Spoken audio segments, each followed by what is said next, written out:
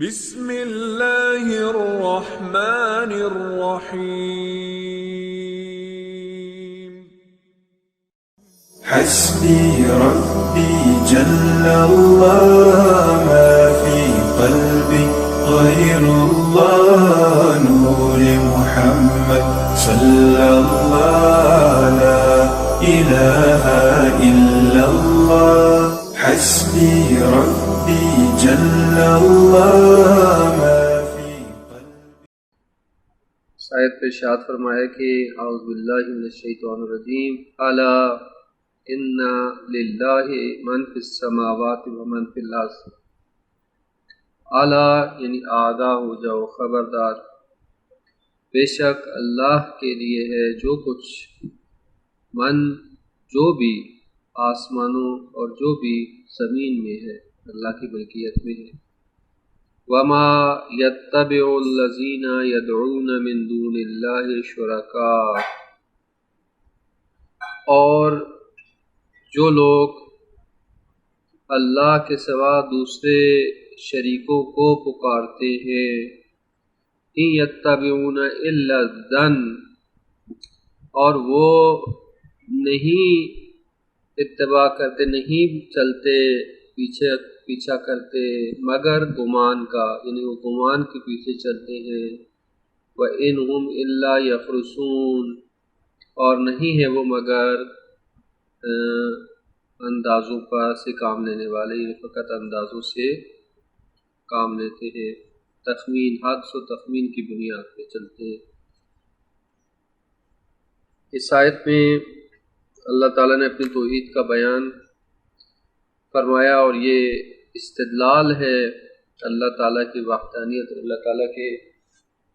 وجود کے اوپر، کہ جب کائنات کا جو مالک ہے وہ اللہ تعالیٰ ہے، وہی ذات ہے جو اس کائنات کا مالک ہے، اور جو کچھ بھی آسمان و زمین میں ہے سب اسی کی ملکیت میں ہے، کیونکہ وہ رب ہے. اور جو کچھ بھی ہے وہ سب اس کے سامنے عبد ہے، وہ معبود ہے، وہ ہر چیز اس کے سامنے عبد ہے، یعنی عبد وہ ہے جو اپنے رب کا مملوک ہو. تو بس غیر اللہ کے پاس کچھ بھی نہیں، جو کچھ بھی ہے اللہ کی طرف سے ہے. تو جو غیر اللہ کو کچھ سمجھتے ہیں، یعنی اللہ سے ہٹ کر، اللہ سے جدا کر کے، تو وہ اپنے وہم و گمان میں کے مطابق جو ہے وہ انہیں اللہ کا جو شریک ٹھہراتے ہیں، وہ اپنے وہم و گمان میں انہیں کچھ سمجھتے ہیں کہ یعنی ان کے پاس بھی کچھ موجود ہے، وہ بھی کسی چیز کے مالک ہیں. تو یہ فقط ظن و تخمین کے پیچھے چل رہے ہیں. حقیقت یہ ہے کہ وہ ایک موہوم چیز سے امید لگائے بیٹھے ہیں، کیونکہ اللہ تعالیٰ سے ہٹ کے، اللہ سے جدا کر کے کوئی چیز کوئی حقیقت نہیں ہے، کوئی بھی کسی کا چیز کا مالک نہیں ہے. تو اس بنیاد پہ جو اولیاء الہی ہیں، اگر اللہ تعالیٰ کی ولی ہونے کے ناطے اگر ان سے کوئی توسل کرتا ہے تو اس میں حرج نہیں ہے، کیونکہ اللہ سے ہٹ کے نہیں آپ مانگ رہے، کہ اللہ سے ہٹ کے توسل نہیں کر رہے. اس وجہ سے چونکہ وہ اللہ کے ولی ہیں، اس جہت سے ٹھیک ہے. لیکن اگر اللہ سے ہٹ کے مطلب کہیں کہ مستقل طور پر ان کی اپنی کوئی حیثیت ہے خدا کے مقابلے میں، تو کسی نبی، کسی امام، کسی ولی کی خدا سے ہٹ کے کوئی حیثیت نہیں ہے. اس جہت سے ان کی حیثیت ہے کہ وہ ولی اللہ ہیں، اس جہت سے ان کی حیثیت ہے کہ وہ اللہ کے نبی یا امام یا حجت خدا ہیں. جو لوگ اللہ سے ہٹ کے دوسرے شریکوں کو مانتے ہیں، تو اللہ تعالیٰ فرما رہا ہے کہ ان کی کوئی حیثیت نہیں ہے، چونکہ مالک جو ہے وہ اس کائنات کا فقط اور فقط وہی خدا ہے. پھر فرمایا کہ وَالَّذِي جَعَلَ لَكُمُ اللَّيْلَ، اب اپنی مالکیت کے شواہد کو ذکر کیا جا رہا ہے، استدلال کو ذکر کیا جا رہا ہے کہ وہ مالک ہے، تو پوری کائنات کا نظام بھی اسی کے ہاتھ میں ہے، کنٹرول بھی اسی کے ہاتھ میں ہے. فرمایا کہ وہی ہے جس نے قرار دیا تمہارے لیے رات کو تاکہ تم اس میں سکون حاصل کرو، اور دن کو قرار دیا مبصراً، روشن قرار دیا، دن کو روشن قرار دیا، یعنی رات سکون کے لیے، دن کام کے لیے اللہ تعالیٰ نے مقرر کر دیا ہے۔ یہ اللہ تعالیٰ کا نظام ہے۔ ان فی ذلک لآیات لقوم یسمعون، بے شک اس میں نشانیاں ہیں اس قوم کے لیے جو سب سنتے ہیں، سننے والوں کے لیے اس میں نشانیاں ہیں۔ تو یعنی اس کائنات کے جو نظام ہے اس میں آپس میں ایک ربط اور وحدت پائی جاتی ہے، اور یہی بات یہ بھی خود خدا تعالیٰ کی وحدانیت اور خدا کے وجود کے اوپر دلیل ہے کہ اللہ تعالیٰ جو کہ مالک ہے اس کائنات کا، وہ ایک بہترین نظم کے ساتھ اس کائنات کو چلا رہا ہے، دن کا اور رات کا آنا جانا، جیسے دوسری آیات میں فرمایا کہ یہ نشانیاں ہیں، آیات نشانیاں ہیں موقنین کے لیے، یقین رکھنے والوں کے لیے، ایمان لانے والوں کے لیے۔ تو اس نظام حیات کے اندر اللہ تعالیٰ نے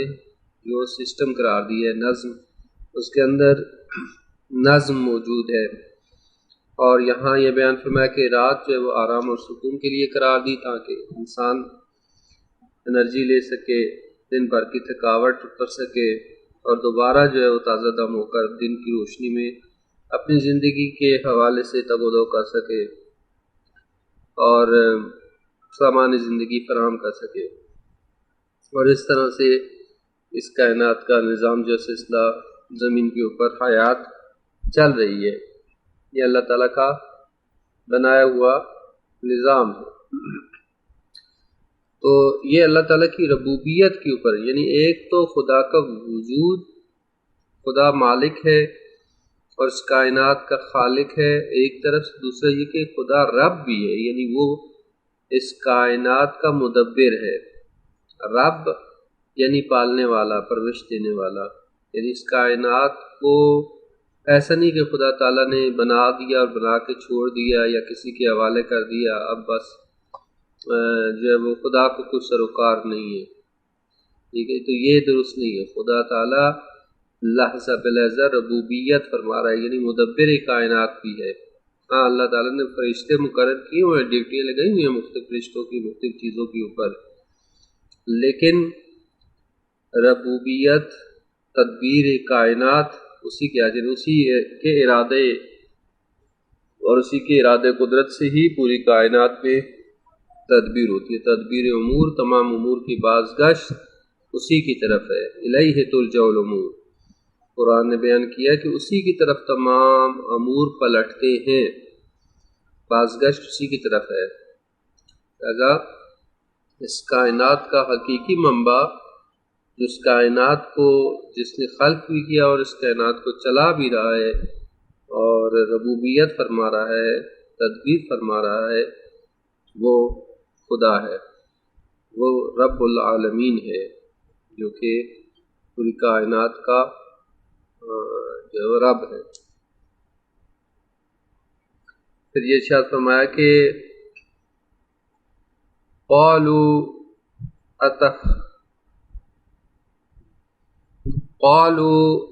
اتخذ اللہ ولدا سبحانہ، انہوں نے کہا یا وہ کہتے ہیں کہ اللہ نے اپنے لیے بیٹا انتخاب کیا ہے، اتخذ اللہ ولدا، نے اپنے لیے بیٹا بنا لیا کسی کو، اور میں سبحانہ، پاک ہے اس کی ذات، پاک اور پاکیزہ اس کی ذات، اس کی ذات منزہ ہے، والغنی، وہ بے نیاز ہے، لہو ما فی السماوات و ما فی الارض، اسی کے لیے ہے جو کچھ آسمانوں اور جو کچھ زمین میں ہے۔ ان عندکم من سلطان بہذا، کیا تمہارے پاس اس بات کے اوپر کوئی دلیل ہے؟ اتقولون علی اللہ ما لا تعلمون، کیا تم اللہ کے بارے میں ایسی باتیں کرتے ہو جس کا تمہیں علم نہیں۔ یہاں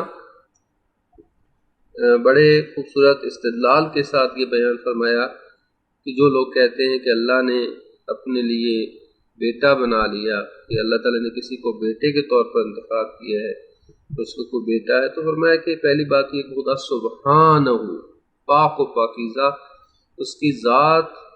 کے اندر نقص موجود نہیں ہے، کوئی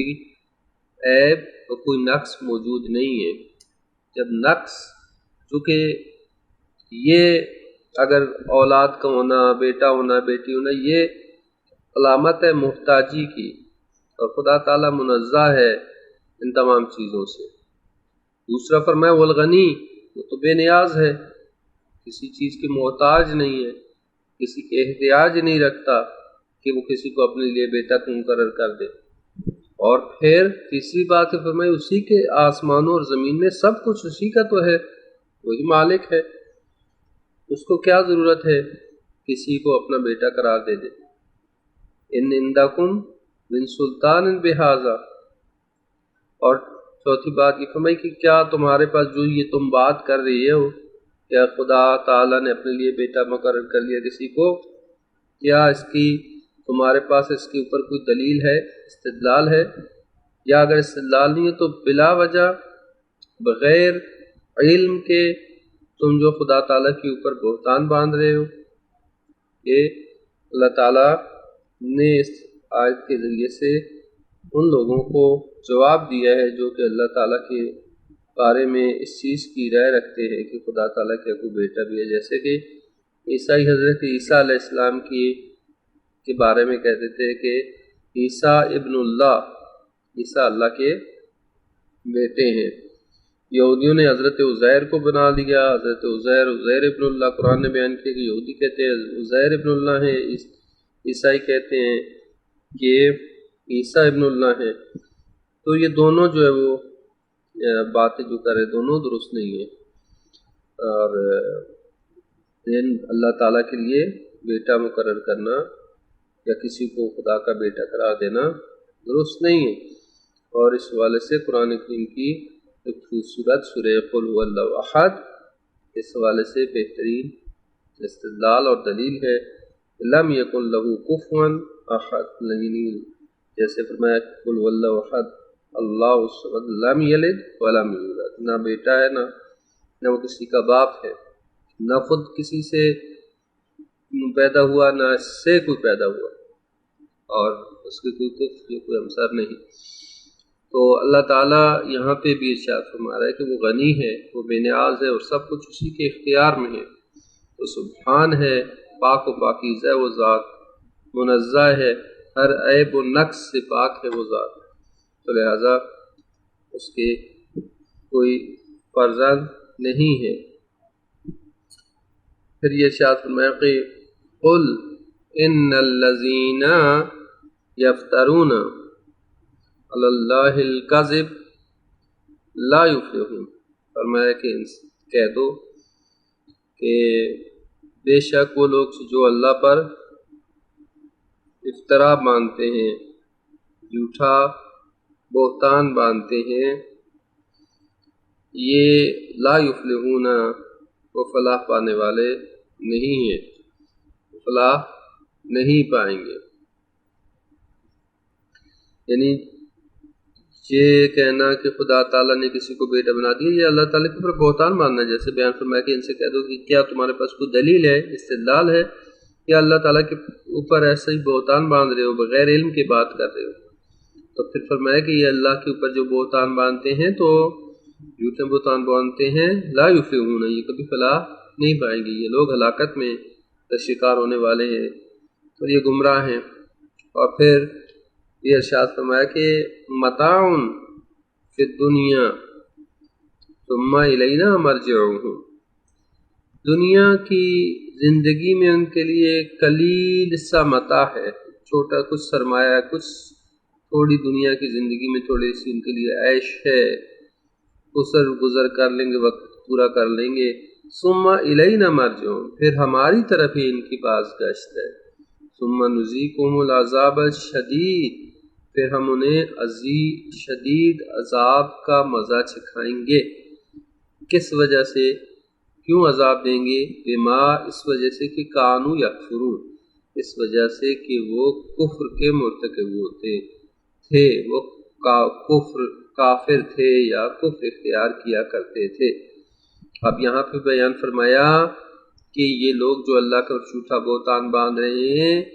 اور اللہ یہ کبھی فلاح نہیں پائیں گے، اور پھر فرمایا کہ یہ جھوٹا بہتان باندھنے والے اور یہ سمجھتے ہیں کہ ہم دنیا میں آزاد ہیں، ہمارے لیے چھوٹ ہے، ہمارے لیے کوئی پوچھ گچھ نہیں ہے۔ فرمایا ایسا نہیں ہے، اگر ان کو مہلت دی گئی ہے تو یہ مختصر سی زندگی، دنیا کی ایک مختصر سی زندگی میں انہیں مہلت دی گئی ہے، ایک متاع قلیل، ایک تھوڑا سا سرمایہ ان کو دیا گیا ہے کہ یہ اس فرصت سے فائدہ اٹھا لیں، اور اس دنیا کی مختصر سی زندگی اور اس متاع کے بعد پھر انہیں ہماری طرف سے لوٹ کر آنا ہے، اور پھر ہم انہیں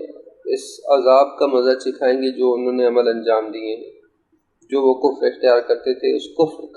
کی پاداش اور اس کی سزا بہرحال انہیں چکھنی پڑے گی۔ تو یہاں یہ بیان فرمایا کہ یہ دنیا کی زندگی ایک مہلت ہے، مختصر طور پر اللہ تعالیٰ نے مہلت دی ہوئی ہے، جیسے قرآن کریم کی دوسری آیات میں فرمایا کہ نمہلہم، ہم انہیں مہلت دیتے ہیں کہ وہ لوگ جو ظلم کیا جنہوں نے، وہ یہ نہ سمجھے کہ ہم انہیں جو مہلت دیتے ہیں خیر لہم، ان کے لیے بہتر ہے، یہ عام ان کو اس لیے مہلت دیتے ہیں کہ لیزدادوا اثما، تاکہ ان کے گناہ میں اضافہ ہو۔ تو لہٰذا یہاں پہ بھی اللہ تعالیٰ فرما رہے ہیں کہ ہم مہلت دیتے ہیں، دنیا کی زندگی کا مختصر سرمایہ ان کے پاس ہے اور اسے اپنی عائش میں زندگی گزار رہے ہیں، لیکن یہ چند دن کی، چند روزہ زندگی کا زرق و برق ہے، یہ کامیابی کا معیار نہیں ہے، کیونکہ گزشتہ آیت میں فرمایا تھا لا یفلحون، یہ لوگ فلاح نہیں پانے والے۔ تو کسی کے ذہن میں یہ آ سکتا ہے کہ یہ کافر ہیں، یہ مشرک ہیں، یہ مختلف لوگ ہیں، دنیا میں تو یہ عیش کی زندگی گزار رہے ہیں، یہ تو بڑے کامیاب ہیں۔ تو اللہ تعالیٰ نے فرما دیا یہاں پہ کہ نہیں، کامیابی کا معیار یہ نہیں ہے دنیا کی مختصر سی زندگی، کامیابی کا معیار آخرت ہے۔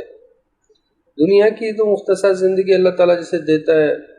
یہ سب کو دیتا ہے، اللہ تعالیٰ جو بھی کوشش کرتا ہے اس کو دے دیتا ہے۔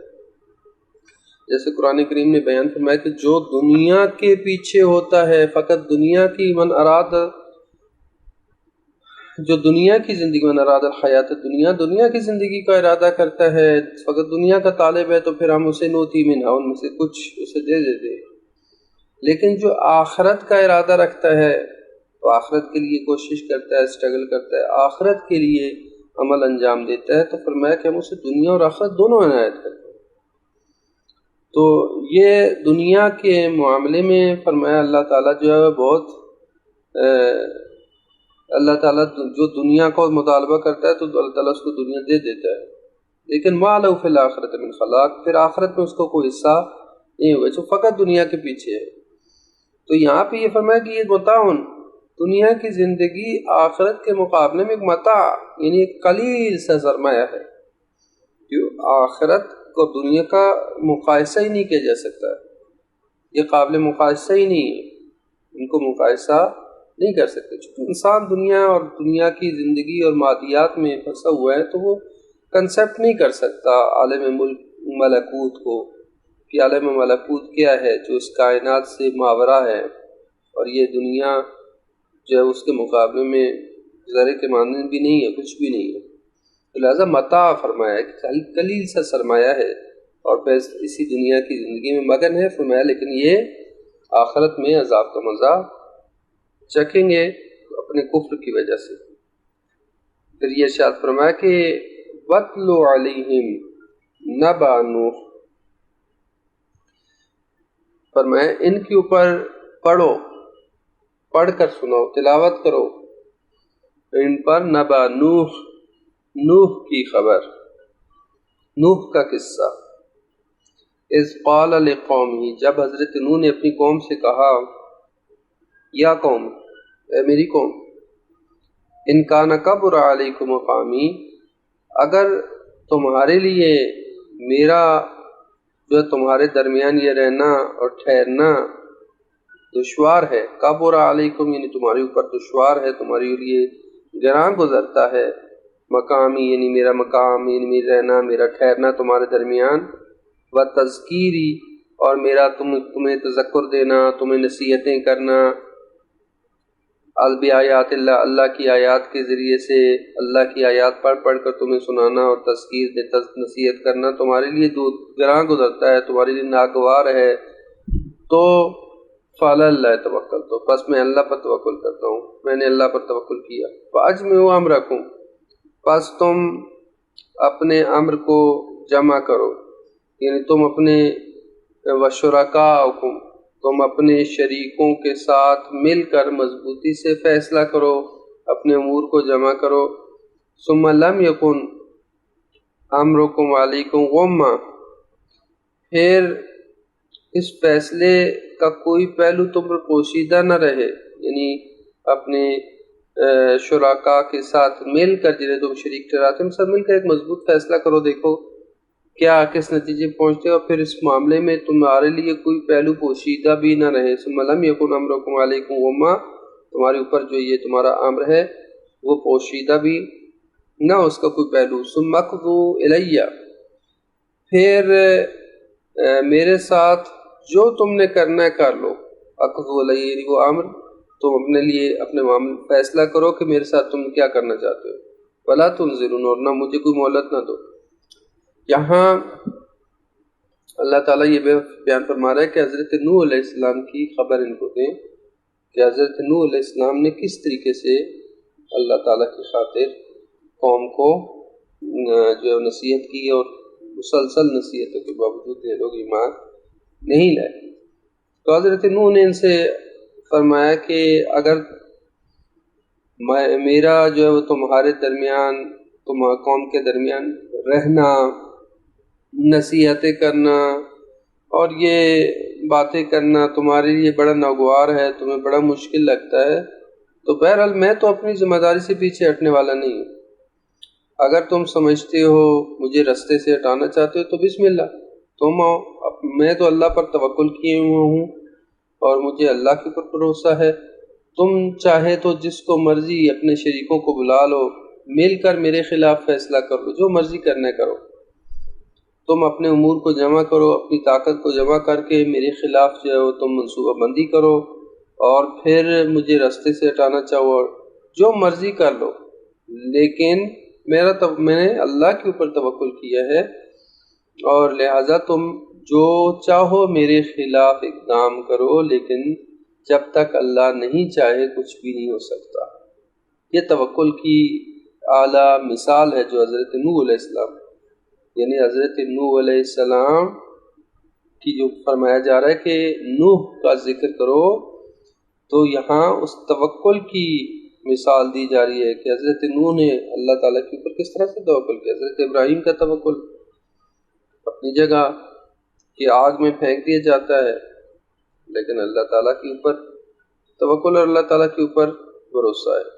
البتہ توکل کا معنی میں واضح یہاں پہ کر دوں کہ توکل کا مطلب یہ نہیں ہے کہ ہاتھ پہ ہاتھ دھرے بیٹھا رہنا. توکل کا مطلب یہ ہے کہ آپ جو ظاہری علل جو اسباب ہیں جو آپ کے ذمہ کام ہے، اپنی ذمہ داری کو ادا کر دیں، اپنی ذمہ داری کو ادا کرے، جو آپ سے کام ہو سکتا ہے کرے، اس کے بعد پھر خدا کے اوپر معاملہ چھوڑ دیں اور نتیجے کی فکر آپ نہ کریں، خواہ مخواہ کی ذہن کے میں ٹینشن نہ لیں، جو اللہ تعالیٰ نے چاہا ہو جائے گا. تو اس کو کہتے ہیں توکل. یعنی حدیث میں ہے کہ توکل کا مطلب یہ ہے کہ جب تم اپنی سواری کو باندھ دو، پھر باندھ کے اللہ پہ توکل کرو. اعقل الناقہ، اپنے ناقہ، اپنی اونٹنی، اپنی سواری کو باندھو، باندھنے کے بعد جو ہے وہ پھر خدا کے ہاتھ سے اس کو چھوڑ توکل کرو. ٹھیک ہے، یعنی انسان اپنی طرف سے جو اسباب ہیں جو ہیں ان کو انجام دے اور پھر اس کو معاملہ جو ہے خدا تعالیٰ کے اوپر چھوڑ دے، اپنی تگ و دو کرے. تو توکل یہ بس حضرت نوح علیہ السلام فرمایا کہ میں نے اللہ پر توکل کیا ہے، اب تم میرے خلاف جو اقدامات کرنا چاہتے ہو اپنے شریکوں کو بلا لو خدا کے مقابلے میں اس کو بلا لو، لیکن خدا کی قدرت کے مقابلے میں کوئی بھی قدرت بالاتر نہیں ہے۔ یہی اعتقاد رکھنا کہ اللہ تعالیٰ قادر ہے اور اس کی قدرت تمام قدرتوں کے اوپر محیط ہے، احاطہ کی ہوئی ہے، یہ انسان کو نڈر کر دیتا ہے، قوی کر دیتا ہے۔ یہ اللہ کے اوپر جو توکل کرتا ہے تو اللہ تعالیٰ اس کو کفایت کرتا ہے، وہی کافی ہے اس کے لیے۔ تو بس حضرت نوح علیہ السلام کی یہاں پہ مثال دی گئی کہ کس طریقے سے انہوں نے اتنا عرصہ یہ بات لوگوں کے درمیان تبلیغ کی، لیکن وہ ایمان نہیں لائے اور اس طریقے سے جو ہے وہ ان کی مخالفت کرتے رہے۔ اور پھر حضرت نوح نے فرمایا کہ بس تم اگر تمہارے لیے یہ مشکل ہے میرا رہنا یہاں پہ تو بسم اللہ، میرے خلاف کوئی اقدام کرو، کر سکتے ہو۔ پھر یہ ارشاد فرمایا کہ فَإِن تَوَلَّيْتُمْ فَمَا سَأَلْتُكُم مِّنْ أَجْرٍ، بس اگر تم نے منہ موڑ لیا، فَإِن تَوَلَّيْتُمْ، اگر تم نے منہ موڑ دیا، فَمَا سَأَلْتُكُم مِّنْ أَجْرٍ، تو میں تم سے کوئی معاوضہ نہیں مانگتا۔ مَا سَأَلْتُكُم مِّنْ أَجْرٍ إِنْ أَجْرِيَ إِلَّا عَلَى اللَّهِ، میرا اجر نہیں مگر اللہ کے اوپر۔ وَأُمِرْتُ أَنْ أَكُونَ مِنَ الْمُسْلِمِينَ، اور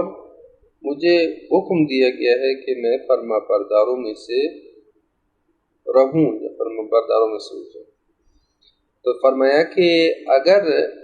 تم نے منہ موڑ لیا تو پھر میں تم سے کوئی معاوضہ نہیں مانگا۔ میں نے تو فرمایا کہ حضرت نوح علیہ السلام کی جو قصہ داستان کو بیان کیا جا رہا ہے، حضرت نوح نے اتنی تبلیغ کی 950 سال، جیسے بیان کیا قرآن میں 950 سال، یعنی ایک صدی، 1000 سال کے نزدیک، یعنی 1000 سال کے نزدیک 10 صدیاں بہت لمبا عرصہ ہوتا ہے۔ تو اتنی لمبی اللہ تعالیٰ کی طرف سے انہوں نے تبلیغ انجام دی۔ فرمایا کہ میں تم سے کچھ مانگتا تو نہیں ہوں، میری بات تم کیوں نہیں مانتے؟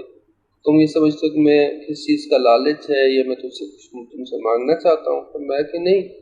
کہ تم مجھ سے منہ موڑ رہے ہو تو یہ دیکھو کہ ما سألتکم من اجر، میں نے تم سے کوئی سوال نہیں کیا، میں نے تم سے کوئی اجر نہیں مانگا۔ اگر مجھے اجر دینا ہے تو اللہ نے دینا ہے، میرا اجر تو رب العالمین اللہ کے اوپر ہے، جو رب العالمین ہے، جو پروردگار ہے، جو اللہ ہے، اس کے اوپر ہے میرا توکل اور میرا اجر۔ وَأُمِرْتُ أَنْ أَكُونَ مِنَ الْمُسْلِمِينَ، اور اسی نے مجھے حکم دیا کہ میں فرما برداروں میں سے ہو جاؤں، مسلمانوں سے ہو جاؤں۔ تو لہٰذا حضرت نوح علیہ السلام نے یہاں پہ کھول کے بیان کر دیا کہ اللہ تعالیٰ کے اوپر ان کا اجر ہے اور وہ تم سے کسی اجر کا تقاضا نہیں کرتے۔ قرآن کریم کی دوسری آیات میں بھی اس طرح کی آیات موجود ہے، اور مختلف انبیاء سے اس طرح کی آیات ہے کہ یار نبی نے فرمایا کہ ان اجری الا اللہ، میں تم سے ما سألتکم من اجر، میں تم سے کوئی سوال نہیں کرتا کسی اجر کا، مگر میرا اجر جہنم کے پروردگار کے اوپر ہے، میرا اجر اللہ کے اوپر ہے۔ اس طرح کی مختلف آیات موجود ہیں۔ لیکن رسول خدا سے بھی ہے کہ فرمایا رسول خدا سے کہ قل، رسول خدا سے اللہ تعالیٰ فرما رہا ہے کہ اسے کہہ دو قل لا اسألکم علیہ اجرا الا المودۃ فی القربى، کہ ان سے کہہ دو کہ میں تم سے کوئی اجر نہیں چاہتا سوائے مودۃ قربا کے۔ تو اب یہاں پہ اگرچہ گزشتہ انبیاء نے کوئی سوال نہیں کیا، کوئی اجر کیا، فرمایا کہ ما سألتکم من اجر، میں تم سے کوئی اجر نہیں مانگتا اور میرا اجر تو اللہ کے اوپر ہے، لیکن یہاں بظاہر رسول خدا نے بھی اجر مانگا ہے کہ قل لا اسألکم علیہ اجرا الا المودۃ، تم سے کوئی اجر نہیں مانگتا مگر مودۃ قربا مانگی۔ تو اب یہاں پہ بظاہر یہی لگتا ہے کہ رسول خدا نے کیوں اجر مانگا جبکہ گزشتہ انبیاء نے اجر نہیں مانگا، اور رسول خدا ہمارے تمام انبیاء کے سردار ہیں اور تمام انبیاء کے آخری نبی بھی ہیں اور سردار انبیاء ہیں، تو کیسے ہو سکتا کہ وہ انبیاء تو اجر نہ مانگیں لیکن ہمارے نبی اجر مانگ رہے ہوں؟ تو یہ در حقیقت اس بات کے اوپر قرآن کریم کی دوسری آیات بھی نشاندہی کرتی ہیں کہ جس میں شاہ فرمایا کہ قل ما سألتکم من اجر فهو لکم، کہ یہ رسول ان سے کہہ دو میں نے جو تم سے اجر مانگا ہے تو وہ خود تمہارے لیے ہے، ان اجری الا علی رب العالمین، میرا اجر تو جہانوں کے پروردگار کے اوپر ہے۔ اور پھر دوسری آیت میں فرمایا کہ ما سألتکم من اجر فهو لکم، فرمایا قل ما اسألکم علیہ من اجر قل ما اسألکم علیہ من اجر الا من شاء ان یتخذ الی ربہ سبیلا، جیسے کہہ دو کہ میں تم سے کوئی اجر نہیں مانگتا مگر میرا آج جو ہے وہ اس سے اجر مانگتے ہیں، اس سے لیے مطالبہ اجر کا کہ جو منشاء یتخذ الی ربہ سبیلا، جو اپنے رب کی طرف سیدھا راستہ انتخاب کرنا چاہتا ہے۔ یعنی اجر جو ہے وہ مودت جو رسول خدا نے مانگی، یہ رسول خدا کا طرف سے نہیں، ایک تو یہ کہ خود خدا نے فرمایا کہ قل، دوسرا یہ کہ یہ جو اجر ہے اس کا اجر کا فائدہ خود تمہارے لیے ہے، فہو لکم تمہارے لیے ہے، اور یہ اللہ تعالیٰ نے ایک خاص رحمت قرار دی ہے، اور اجر مودت در حقیقت انسانوں کی اپنی ہدایت اور صراط مستقیم پر چلنے کے لیے۔ تو لہٰذا یہ آیت جو بیان فرما رہی ہے ان اجری اللہ علی اللہ، کہ میرا اجر تو اللہ کے اوپر ہے، تو رسول خدا نے بھی یہ فرمایا کہ ان اجری اللہ علی اللہ، میرا اجر اللہ کے اوپر ہے۔ تو یہ اجر مودت جو ہے در حقیقت خود جو ہے وہ پلٹتا ہے مسلمانوں کی طرف، کہ اجر مودت کے نتیجے میں خود ان کا بھلا اور ان کی کے لیے سعادت موجود ہے۔ پھر یہ حضرت نوح علیہ السلام نے جب ان سے کہا یہ باتیں کی تو فرمایا فَكَذَّبُوهُ، پس انہوں نے اس کی تکذیب کر دی، جھٹلا دیا اسے، فَنَجَّيْنَاهُ، پس ہم نے اسے نجات دی۔ حضرت نوح علیہ السلام کو انہوں نے تکذیب کی، اب اس کے بعد کیا ہوا، طوفان نوح آیا، وہ سارے واقعات یہاں پہ بیان نہیں فرمایا، بس یہ فرمایا فَنَجَّيْنَاهُ، پس ہم نے نوح کو نجات دی، وَمَن مَعَهُ، اور نوح کو بھی اور ان لوگوں کو بھی نجات دی جو ان کے ساتھ تھے، فی الفلک، کشتی میں، وَجَعَلْنَاهُمْ خَلَائِفَ، پھر ہم نے انہیں قرار دیا خلائف، یعنی پیچھے رہ جانے والے، جانشین بنا دیا۔ جب سارے لوگ تو مر گئے تو جو کشتی میں رہ گئے تھے وہی لوگ بچے، تو لہذا فرمایا کہ ہم نے انہیں پیچھے رہ جانے والے یا جانشین مقرر کر دیا، یہ لوگ جو کہ کشتی میں رہ گئے تھے۔ وَأَغْرَقْنَا الَّذِينَ كَذَّبُوا بِآيَاتِنَا، اور ہم نے غرق کر دیا سب کے سب افراد کو، غرق کر دیا لوگوں کو جنہوں نے ہماری آیات کو جھٹلایا تھا۔ فَانظُرْ كَيْفَ كَانَ عَاقِبَةُ الْمُنذِرِينَ، بس دیکھو کیسا تھا سر انجام جو وہ المنذرین، ان لوگوں کو جنہیں تنبیہ کی گئی، یعنی وہ دیکھ لو کہ جنہیں تنبیہ کی گئی، یعنی ان کا سر انجام کیا تھا کہ جب انہوں نے بات کو نہیں مانا، یعنی ایسے افراد منذرین ہیں وہ افراد جنہیں ڈرایا گیا تھا، جنہیں تنبیہ کی گئی تھی لیکن انہوں نے تنبیہ پر اثر نہیں کیا، عمل نہیں کیا، تو ان کا انجام کیسا ہوا تم دیکھ لو۔ تو اللہ تعالیٰ کی قدرت کے مقابلے میں انسان کچھ بھی نہیں، قدرت لا یزال ہے، اور انسان جو ہے وہ کمزور سی مخلوق ہے، تو اللہ تعالیٰ سے اگر ٹکر لے گا، اللہ تعالیٰ کے مقابلے میں آئے گا، نعوذ باللہ اللہ کی جو ہے وہ دعوت کو ٹھکراتا ہے، تو اس کے نتیجے میں جو ہے وہ کیا ہوتا ہے، انسان ہلاک ہو جاتا ہے۔ بہت ساری قومیں ہلاک ہو گئی۔ یہ حضرت نوح کی قوم کا تذکرہ کرنا اس بات کی علامت ہے، اس بات کی طرف بیان کیا گیا کہ حضرت نوح علیہ السلام کے زمانے میں جو عذاب آیا بہت وسیع عذاب تھا، اور جو ہے وہ تمام جو ہے پانی کے اندر لوگ ڈوب گئے، اور سوائے ان افراد کے کہ جو کشتی میں تھے کوئی بھی نہیں بچا، حتیٰ کوئی جاندار بچا نہیں سوائے حضرت نوح کی کشتی میں جو سوار تھے، جانور وغیرہ جو بھی تھا، وہ جو جانور اور جو کچھ حضرت نوح نے اپنی کشتی میں سوار کیا تھا وہی بچ گئے، بس باقی سب کو اللہ تعالیٰ نے غرق کر دیا۔ تو یہ اللہ تعالیٰ کی طرف سے عذاب تھا، اور اللہ تعالیٰ کسی سر انجام، جیسے قرآن نے دوسری آیت میں فرمایا کہ لا یخاف عقباها، کہ وہ جو ہے کسی سر انجام سے خوف نہیں رکھتا، کہ حتیٰ اگر اس زمین کے اوپر کوئی بھی نہ رہے تب اللہ کی خدائی میں کوئی کمی نہیں آئے گی۔ اگر خدا تعالیٰ چاہے تمام کی تمام مخلوقات کو زمین کے اوپر جو موجود ہیں سب کو ہلاک کر دے، اللہ چاہے تو ہلاک کر سکتا ہے۔ اور اللہ تعالیٰ کی خدائی میں، اللہ کی کبریائی میں پھر بھی کوئی کمی نہیں آئے گی، اتنی وسیع اور اس کائنات کا وہ رب ہے، تو اس کی خدائی میں اور اس کی ملکیت میں کوئی کمی نہیں آئے گی۔ اگر وہ تمام کے تمام دنیا والے شرک کرنے لگیں، تمام کے تمام خدا کی خدائی سے پھر جائیں، تب بھی خدا کی خدائی میں کوئی کمی نہیں آئے گی۔ سب کے سب موحد ہو جائیں، سب کے سب عبادت گزار ہو جائیں، تب بھی اللہ کی جو خدائی ہے اس میں کوئی اضافہ نہیں ہوگا۔ خدا کی ملکیت اور خدا کی قدرت اور خدا کی حکمیت اسی طرح سے فائدہ ماننے کا فائدہ ہمیں ہے، اور ٹھکرانے کا نقصان بھی ہمیں ہی ہے۔ قرآن نے بیان کیا کہ جو انسان نیکیاں کماتا ہے تو فَوَلَكُمْ تمہارے لیے ہے، اپنی فائدے کے لیے ہے، لیکن جو انسان گناہ کرتا ہے، معصیت کرتا ہے، نافرمانی کرتا ہے تو علیکم، وہ اپنے نفس کے خلاف ہی ہے۔ جو برائی انجام دیتا ہے تو اپنے نفس کے خلاف ہی ہے، اپنے نفس کے اوپر ہی اس نے وبال جان اکٹھا کیا ہے۔ پھر ثُمَّ بَعَثْنَا مِن بَعْدِهِ رُسُلًا، پھر اس کے بعد اللہ تعالیٰ نے مختلف رسولوں کو بھیجا، یعنی حضرت نوح کے بعد بھی اللہ تعالیٰ نے سلسلہ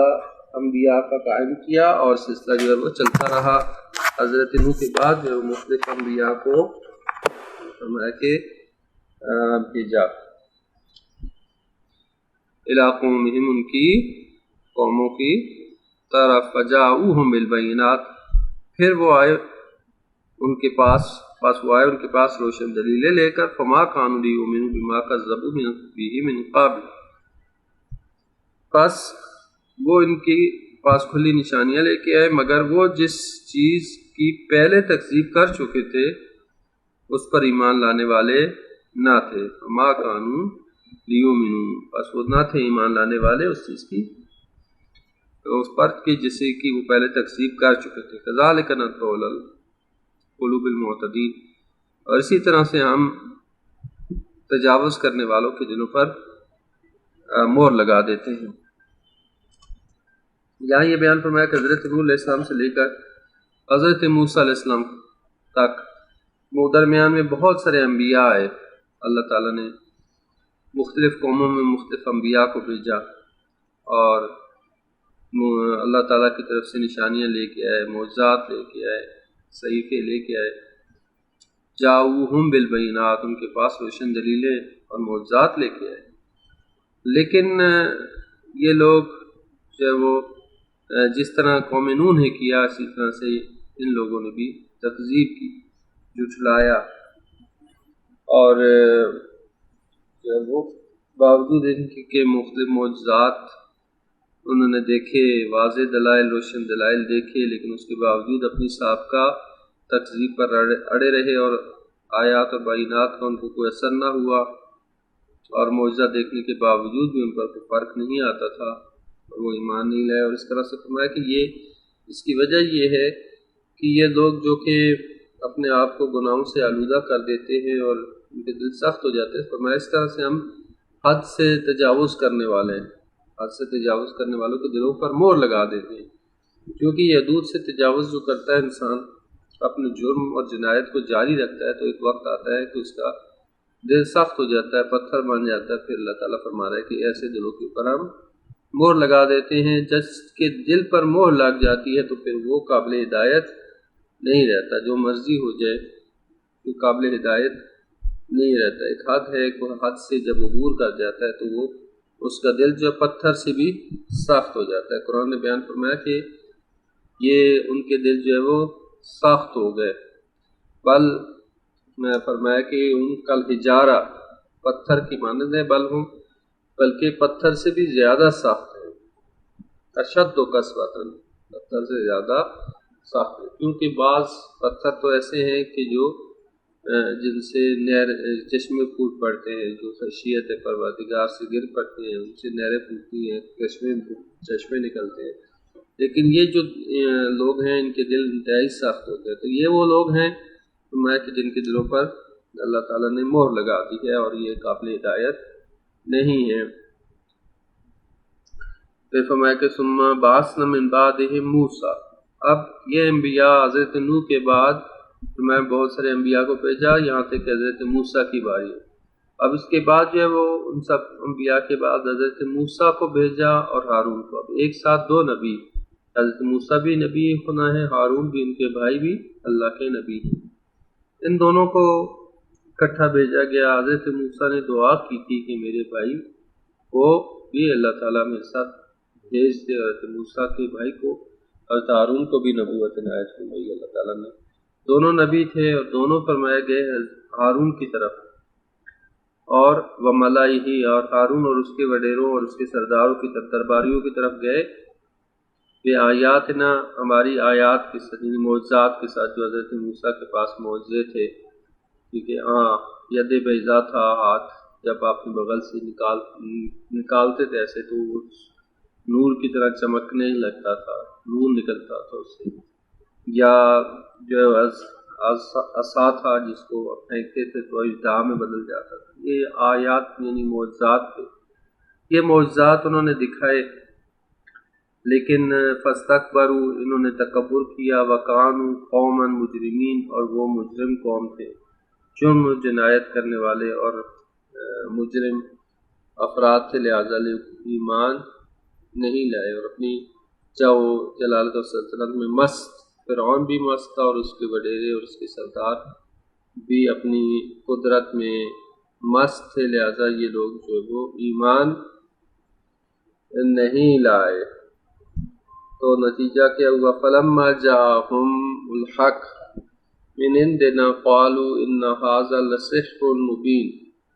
پس جب ان کے پاس حق آیا ہماری طرف سے، یعنی وہ معجزات آئے جو کہ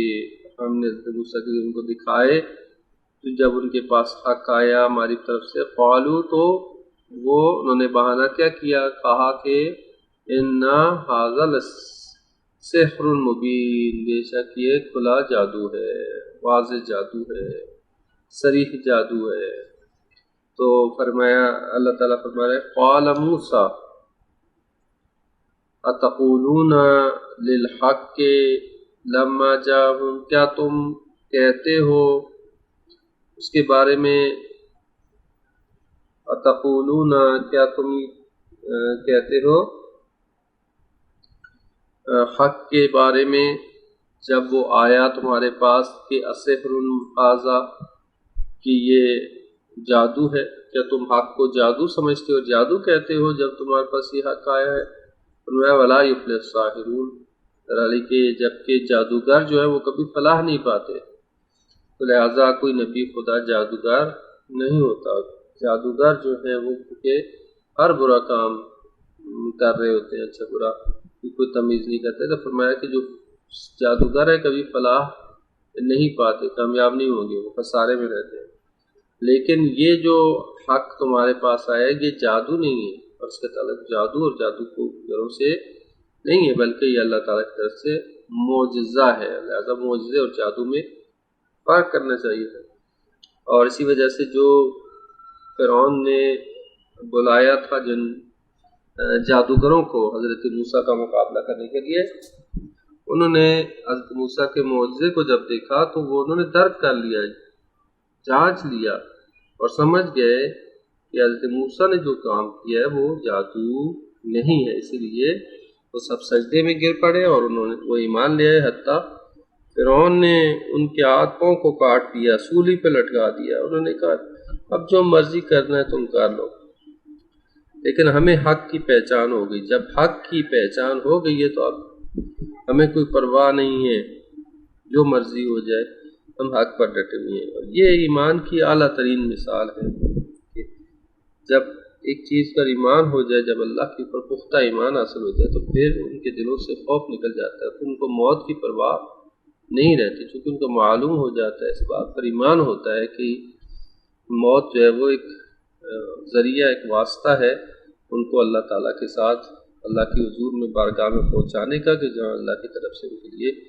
نعمتیں ہی نعمتیں اور ہمیشہ کی زندگی ہے۔ یہ جو ہے وہ انبیاء کے ساتھ اس طریقے سے برتاؤ کیا گیا کہ لوگ ساحر اور جادوگر کہہ کے پکارتے تھے۔ ہمارے نبی کو بھی لوگ ساحر، جادوگر اور طرح طرح کے القاب، شاعر اور کاہن اور کیا کیا جو لقب دیتے تھے تاکہ ان کی اہمیت کو کم کیا جا سکے۔ تو اتنا کافی ہے۔ اللہ تعالیٰ ہم سب کو قرآن پاک کو سمجھ کر اس پر عمل پیرا ہونے کی توفیق عطا فرمائے اور دنیا آخرت کی سعادت سے بہرہ مند فرمائے۔ ربنا تقبل منا انک انت السمیع الدعاء۔